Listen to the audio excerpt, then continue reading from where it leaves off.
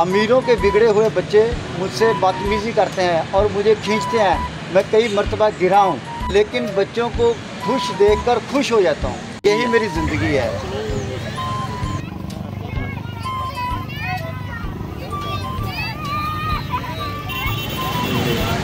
बड़े लोगों के बच्चे बदतमीज़ी करते हैं तो अंदर से टूट जाते हैं। एसी वाली गाड़ी में बैठे लोग बिल्कुल ख्याल नहीं करते कि बाहर गर्म धूप में एक जिंदा लाश जल रही है।